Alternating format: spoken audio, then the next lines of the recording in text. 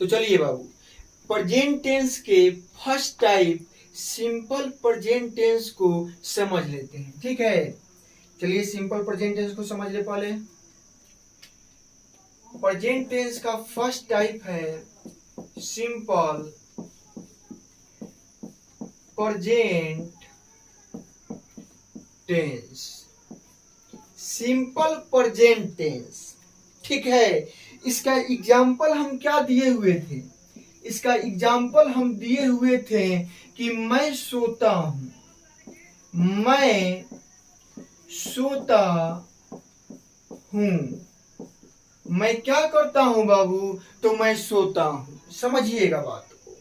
तो पहला पहचानने का तरीका हो गया कि यह सेंटेंस सिंपल प्रेजेंट टेंस में है कि जो तीनों नहीं होगा वह क्या होगा? सिंपल प्रेजेंट टेंस होगा, है कि नहीं है? और दूसरा क्या हो गया तरीका कि सिंपल प्रेजेंट टेंस को पहचानने का दूसरा तरीका हो गया कि इसके सेंटेंस के अंत में ना बाबू रहता है ता है, ती है, ते है, ता हूं, ती हूं, ते हूं।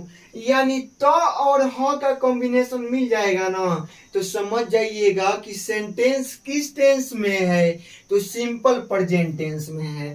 जैसे मैं सोता हूं, हम लोग सोते हैं, त और ह अंत में आया ना जी, ते हैं आया, है ना? तो त और ह का कॉम्बिनेशन जहां मिल जाएगा, समझ जाइएगा सेंटेंस किसमें है बाबू? सिंपल प्रेजेंट टेंस में। ठीक है, तो अब सर सेंटेंस को पहचानना तो सीख गए कि सिंपल प्रेजेंट टेंस में है। अब इसको बनाना सीख जाए तो सबसे पहले हम लोग क्या लिखेंगे बाबू? सबसे पहले हम लोग लिखेंगे सब्जेक्ट को।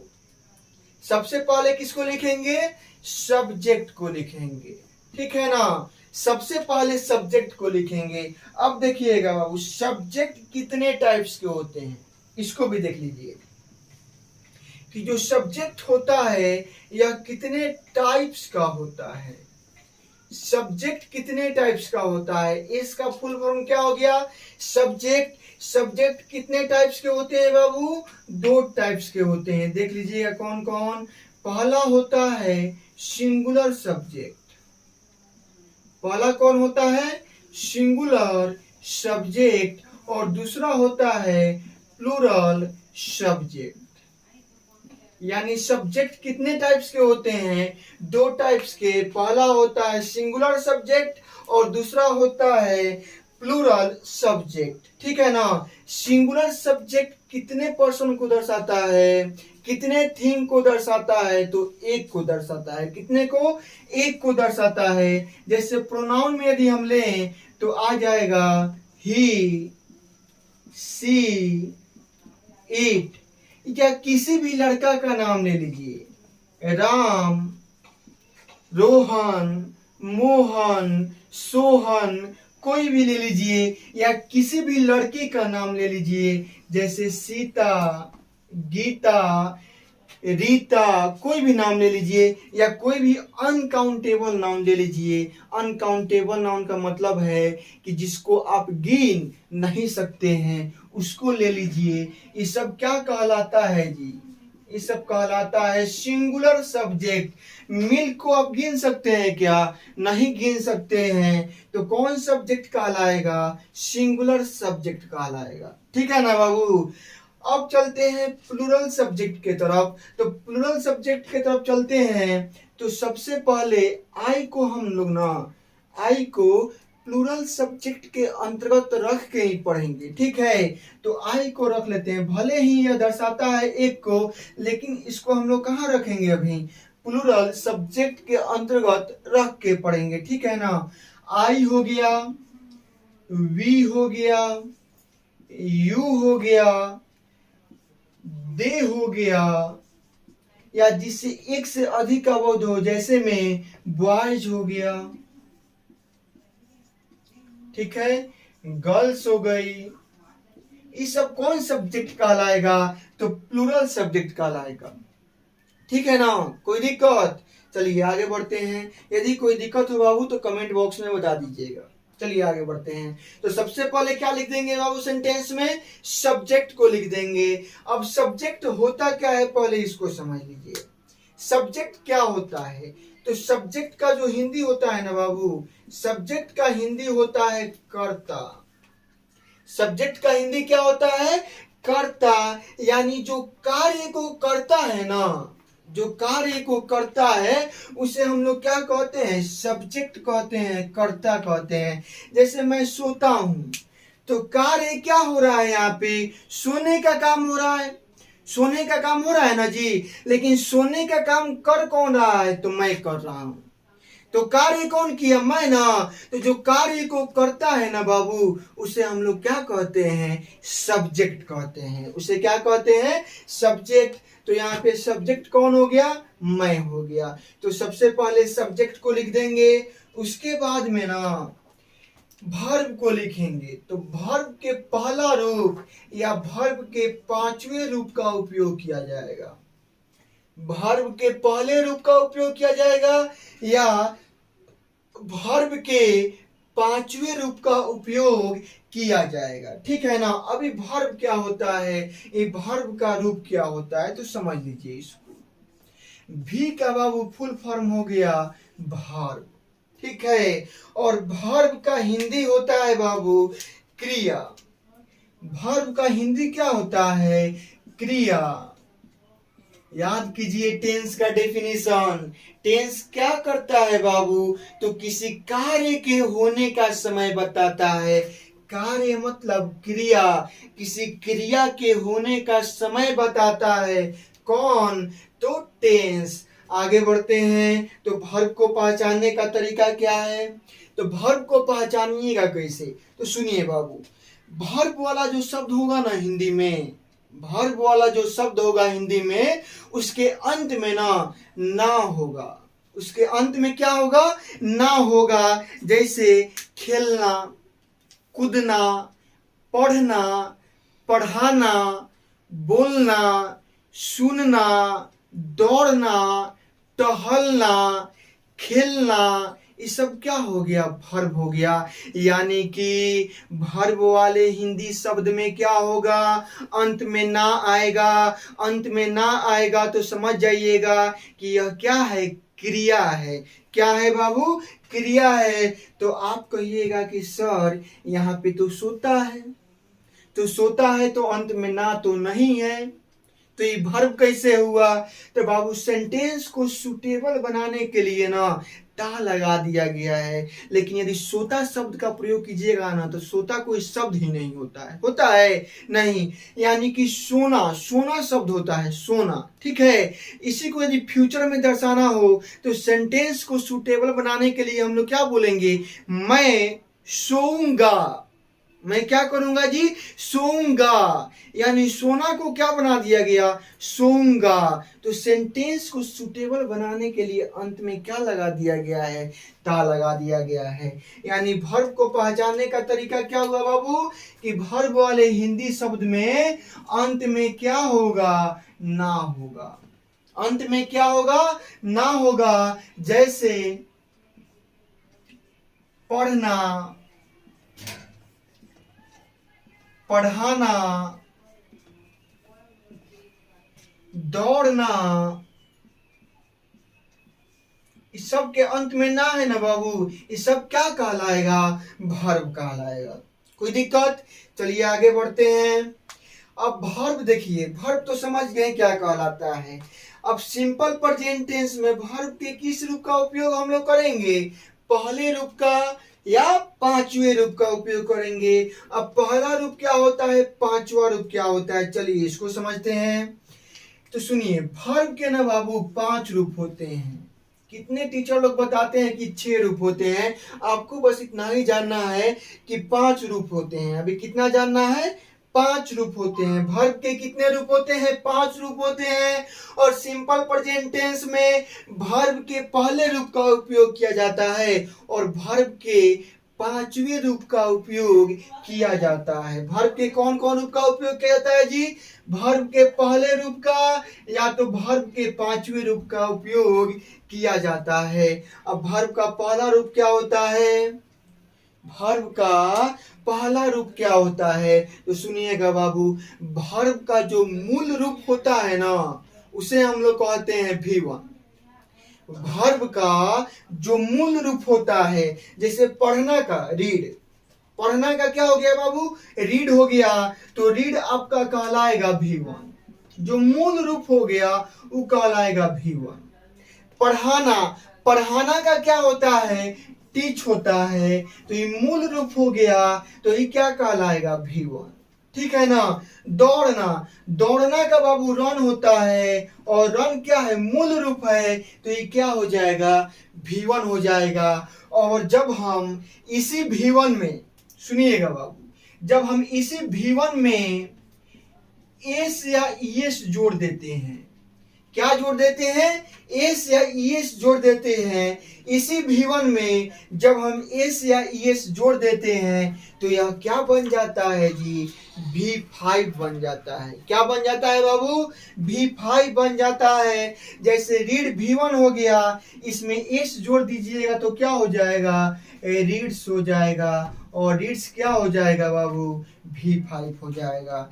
टीच आपका V1 हो गया, इसी में ईएस जोड़ दीजिएगा, इसी में क्या जोड़ दीजिएगा? ईएस, तो क्या हो जाएगा? V5 हो जाएगा। रन आपका V1 है, इसी में आप एस जोड़ दीजिएगा बाबू, तो ये क्या बन जाएगा? आपका V5 बन जाएगा। बात को समझे ना? तो V1 V5 को तो समझ लिए आप लोग। तो देखिए स्ट्रक्चर क्या होता है, पहले एक बार पूरा लिख देते हैं। सबसे पहले सब्जेक्ट को लिखते हैं, उसके बाद में V1 या V5 को, इसके बाद में ऑब्जेक्ट को लिखते हैं, और इसके बाद में जितना वर्ड बच जाए सबको लिख देते हैं। पहले स्ट्रक्चर को लिख लीजिए आप लोग, ठीक है। तो हम लोग सब्जेक्ट को समझ गए कि सब्जेक्ट कितने टाइप्स के होते हैं? 2 टाइप्स के, सिंगुलर सब्जेक्ट, प्लूरल सब्जेक्ट। और वर्ब, वर्ब के किस रूप का उपयोग किया जाएगा? पहले रूप का या पांचवें रूप का उपयोग किया जाएगा। अब बात आया कि क्या सर किसी भी सब्जेक्ट के साथ में V1 या V5 का उपयोग किया जा सकता है? तो नहीं बाबू, सुनिए, यहाँ पे सावधानी रखना है कि जो सिंगुलर सब्जेक्ट होगा ना बाबू, जो सिंगुलर सब्जेक्ट होगा, इसके साथ में वर्ब का पांचवा रूप आएगा। जो सिंगुलर सब्जेक्ट होगा ना बाबू, जितने भी सिंगुलर सब्जेक्ट होंगे उनके साथ वर्ब का पांचवा रूप आएगा, और वर्ब के पांचवें रूप में क्या होता है? एस या ईएस लगा होता है। और जो प्लूरल सब्जेक्ट आएगा ना बाबू, इसके साथ में वर्ब का कौन रूप आएगा? पहला रूप आएगा। इसके साथ में वर्ब का कौन रूप आएगा जी? पहला रूप आएगा। बात को समझ गए ना? तो सब्जेक्ट और वर्ब एकदम क्लियर हो गया होगा, कोई दिक्कत नहीं होगा। आगे बढ़ते हैं कि सर सब्जेक्ट समझ गए, वर्ब समझ गए, अब ऑब्जेक्ट को भी समझा दीजिए। तो समझ लीजिए ऑब्जेक्ट क्या होता है? कर्म। जैसे मैं खेलता हूं, खेलता हूं, तो मैं हो गया जो कार्य को कर रहा है, यानी सब्जेक्ट, और खेलना क्या हो गया? वर्ब। लेकिन खेलते हैं तो क्या खेलते हैं जी? कुछ पता है? नहीं पता है, तो इसमें ऑब्जेक्ट आया ही नहीं। और खेलते हैं तो क्या खेलते हैं? तो मैं क्रिकेट खेलता हूं, तो क्रिकेट क्या हो गया? आपका ऑब्जेक्ट हो गया, है कि नहीं है? खेलते हैं तो क्या खेलते हैं? तो हॉकी खेलते हैं, तो हॉकी क्या हो गया बाबू? आपका ऑब्जेक्ट हो गया। क्या हो गया? ऑब्जेक्ट हो गया। इस सेंटेंस में बोलिए ऑब्जेक्ट है क्या? नहीं है। इस सेंटेंस में ऑब्जेक्ट नहीं है। चलिए इसको बनाइएगा। सबसे पहले हम लोग किसको लिखेंगे? सब्जेक्ट को। सब्जेक्ट क्या है बाबू? मैं का क्या हो जाएगा? आई। मैं का क्या हो जाएगा? आई। और इसके बाद में V1 या V5 का प्रयोग करते हैं। और अभी हम बताए हैं कि आई कौन सब्जेक्ट होता है? तो प्लूरल सब्जेक्ट होता है। आई कौन सब्जेक्ट होता है? प्लूरल सब्जेक्ट होता है। और प्लूरल सब्जेक्ट के साथ में हम लोग वर्ब का कौन रूप का उपयोग करते हैं? पहले रूप का उपयोग करते हैं। तो सोना का इंग्लिश क्या हो जाएगा बाबू? स्लीप। आई स्लीप, मैं सोता हूं। 2 सेंटेंस और लिखते हैं, देखिएगा। एक सेंटेंस लिखें कि मैं खेलता हूं, क्योंकि यहाँ पे ऑब्जेक्ट आ ही नहीं सकता है। बात समझे ना? इसलिए इस एग्जाम्पल को लेते हैं कि मैं खेलता हूं, मैं खेलता हूं। ठीक है। और एक एग्जांपल लिए कि मैं क्रिकेट खेलता हूं। मैं क्या खेलता हूं जी? क्रिकेट खेलता हूं। अब बताइए इस सेंटेंस में ऑब्जेक्ट है क्या? तो नहीं, इस सेंटेंस में ऑब्जेक्ट नहीं है। तो इसको कैसे बनाएंगे? सबसे पहले सब्जेक्ट को लिखेंगे। तो मैं का क्या हो जाएगा? आई, और इसके बाद में V1 या V5 को लिख देंगे।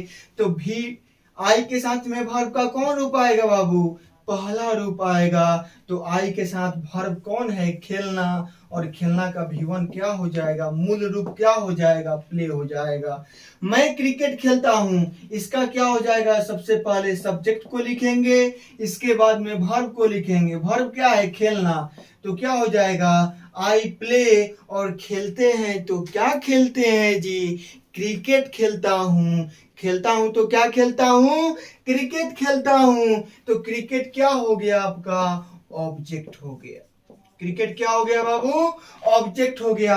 चलिए इस पे कुछ सेंटेंस प्रैक्टिस करते हैं, ठीक है। उसके बाद चलेंगे प्रेजेंट कंटिन्यूअस टेंस पे। तो सिंपल प्रेजेंट टेंस का कुछ एग्जांपल देख लेते हैं, ठीक है। सबसे पहला है मैं पढ़ता हूं। मैं क्या करता हूं जी? पढ़ता हूं। अंत में देखिएगा बाबू क्या है? ता हूं, यानी त और ह का कॉम्बिनेशन है कि नहीं है?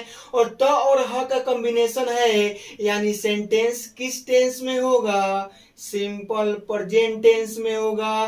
किस में होगा? सिंपल प्रेजेंट टेंस में होगा। तो बनाइए इसको। सबसे पहले किसको लिखेंगे? सब्जेक्ट को। सब्जेक्ट क्या है? मैं का क्या हो जाएगा? आई। और पढ़ना, पढ़ना का क्या होता है? रीड। और रीड का V1 लगाएंगे। हम लोग अंग्रेजी पढ़ते हैं तो हम लोग का हो जाएगा वी।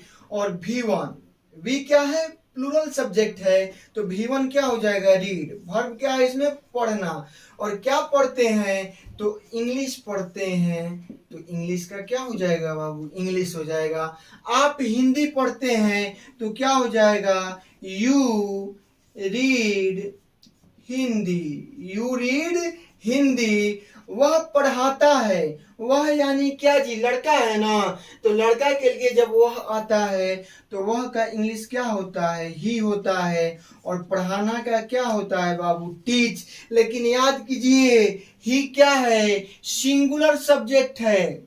ही क्या है? सिंगुलर सब्जेक्ट है। और सिंगुलर सब्जेक्ट के साथ में वर्ब का पांचवा रूप आता है। और वर्ब के पांचवें रूप में एस या एस लगा हुआ रहता है। तो हो जाएगा ही टीचेस। वह अंग्रेजी पढ़ाती है। लड़की है तो वह का इंग्लिश क्या हो जाएगा बाबू? सी हो जाएगा। पढ़ाती है, क्या करती है? पढ़ाती है। पढ़ाना का क्या हो जाएगा? टीच। और सी क्या है? सिंगुलर सब्जेक्ट है। तो सिंगुलर सब्जेक्ट है तो वर्ब भी कैसा आएगा? एस या एस वाला, यानी V5 आ जाएगा। तो टीचर्स हो जाएगा। सी टीचेस, वह पढ़ाती है। तो क्या पढ़ाती है? अंग्रेजी पढ़ाती है। तो क्या हो जाएगा? इंग्लिश हो जाएगा। ठीक है, आगे बढ़ते हैं बाबू। वे लोग अंग्रेजी पढ़ाते हैं तो वे लोग का क्या हो जाएगा? दे हो जाएगा। और दे कैसा सब्जेक्ट है? प्लूरल सब्जेक्ट है। और प्लूरल सब्जेक्ट के साथ में वर्ब का कौन रूप आता है? पहला रूप आता है। तो टीच का टीच हो जाएगा। दे टीच, वे लोग पढ़ाते हैं। क्या पढ़ाते हैं? अंग्रेजी पढ़ाते हैं। क्या हो जाएगा बाबू? इंग्लिश। दे टीच इंग्लिश हो जाएगा। राम दौड़ता है। राम क्या करता है बाबू? दौड़ता है। तो राम सब्जेक्ट पहले लिखेंगे, राम लिख दिए। इसके बाद वर्ब लिखेंगे। देखिए अंत में ता है, ती है। तो समझ जाइएगा सिंपल प्रेजेंट टेंस है। तो दौड़ता है तो सब्जेक्ट के बाद में V1 या V5 का प्रयोग करेंगे।